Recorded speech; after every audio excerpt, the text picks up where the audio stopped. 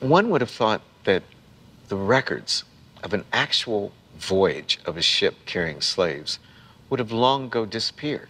In point of fact, the information available for the slave trade is better than for any other major form of migration, human migration in history, down to the 20th century anyway. And the reason for that is because the people that were being carried were treated as commodities. They were part of a business, and business records generally are better kept than non-business records. Using shipping records, Dr. Eltis has been able to determine where our ancestors originated in Africa.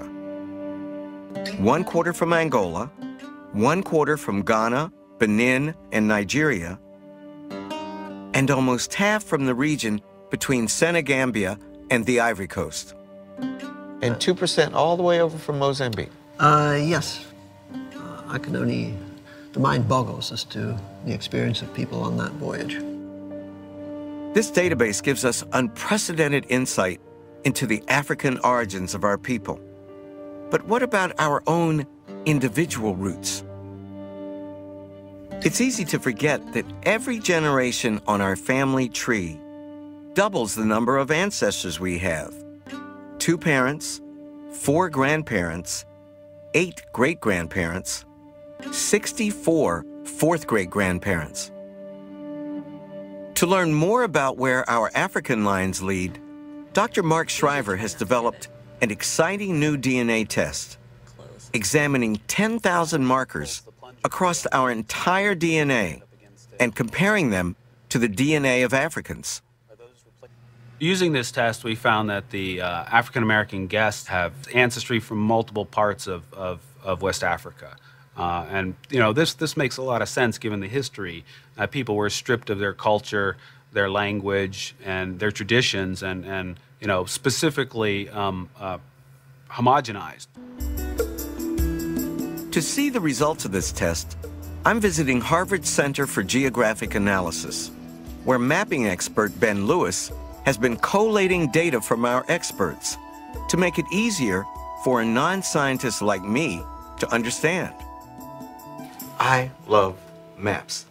And the whole time I've known you, I can't tell you how eagerly I've anticipated seeing what you do. We've basically taken all of your data and brought it into Google Earth in a bunch of layers that we think are going to make it easy to sort of see patterns and get the big picture at the same time. So show me what you got. Yeah, it's awesome stuff. So I look at this screen. Oh, I see what you've done. This is my admixture, 50% European, 50% Sub-Saharan African. So then what have you done with it? All right, so now we've focused in on your Sub-Saharan, and we created a map of the breakdown of the people within Sub-Saharan Africa who you're related to.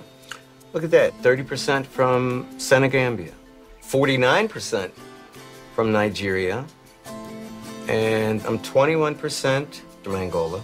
Huh. Well, that's the most African I've been since I started this series, I tell you that. Yeah, that's a great. big chunk. Using this test, we can tell something about where all of your African ancestors came from. Almost half of your African ancestry, 45%, comes from the region that stretches from Liberia all the way up to Senegal. So you're an African mutt. The slaves were all thrown together from different tribes in the New World on plantations, and they all slept together. And your African genetic ancestry reflects that. You're like equally divided among the 3 of the big areas that were sources of slaves from Africa. There's a lot of blending, so how could you be one? Well, it certainly suggests that we are not provincial. We are not. We belong to the world, or at least we belong to large stretches of a very large continent, which is probably more interesting than some poor Swede. We are the first truly Pan-African people. I'm like a scene from Roots. African. I found you. Wow. That is pretty amazing. For most of us, however, our deepest desire is to go one step further.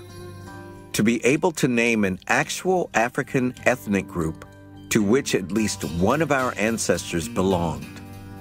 This goes back, I think, to slave times, when your name was either taken away from you or given to you, substituted. You had someone else's name. You didn't have what was your own. And so I think in searching for our ancestry and in searching for our heritage, you're looking for something that really belongs to me, that is rightfully mine. And that's your name. And that's your name. And your name can be tribal. Correct. To attempt to put an African name on our past, we have to use the 2 strands of DNA that are passed down to us unchanged. The DNA in a man's Y chromosome and the mitochondrial DNA that both men and women inherit from their mother. Scientists run these signatures through databases of DNA samples collected from contemporary Africans. A match means that we have found a distant cousin. Unfortunately, however, this is still an emerging science, and DNA tests don't always produce clear results, as Dr. Fatima Jackson explains. The truth is that sometimes you can't put Humpty Dumpty all together again, that there are always going to be some gaps. And so not every African American is going to be able to reconstruct all the way back to Africa. Some of the lineages will be rather ambiguous. They'll be very common. It'll be very hard to sort of localize to a particular region or even ethnic group. Now, your results are all over the map. We couldn't find an exact match, but all these are close and are all possibilities. Right. You can pick from, you can identify with these people from Guinea-Bissau and the Kasanga people, or you could identify with people from Mali. I mean, it could be either one that we don't know. But we know it has to be one of these tribes because this is where our ancestors came from. Okay? Aha! At other times, though, these African DNA matches are so specific and unique and make such historical sense that we can at long last glimpse the origins of our own black ancestors. Here are the results. You, on your daddy's side, most probably are descended, an exact match from the Udemy people from northern Cameroon. And that is your exact tribal Y DNA match. Boy, it's just fascinating, man. It's just, it's like I've lived to see the future. You know what I mean? Well, yeah, me too. It's exciting. Like, nobody even dreamed. Alex Haley couldn't imagine. it was like, wow, I'm alive in the future. Our historical consultants concluded You are descended from the Luba people. Fascinating. I'll have to find out as much as I can about them. Cameroon. So if I were you, I'd get on the plane and I'd go to Cameroon. Go to Cameroon. That's definite. And I can't wait to call my parents and tell them. And this, my friend, is where most probably you are descended on your mother's side. Niger. I can't translate it into gold or silver, but there is a sense of self in the knowledge where it all might have begun or all did begin. I never heard the word Fulani mentioned in any family business of mine. They're not Zulus. They're not Zulus. Zulus would be down here. Well, they made their way up there. That destroys one myth and establishes another one. How extraordinary.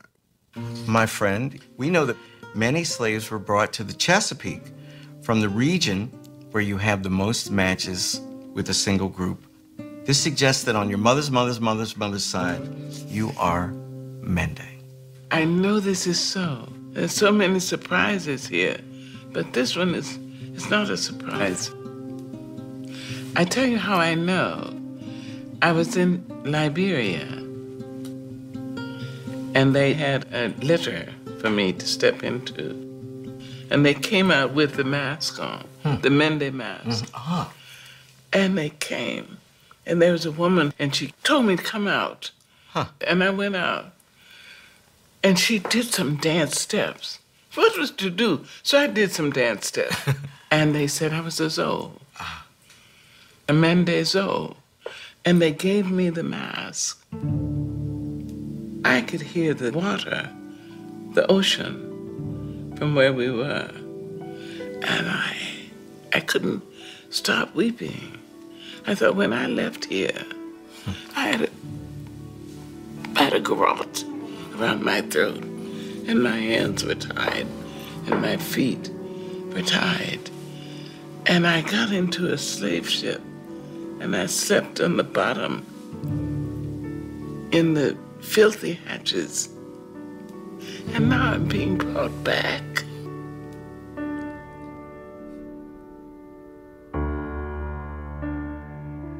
We can only begin to imagine the sheer horror of the slave trade.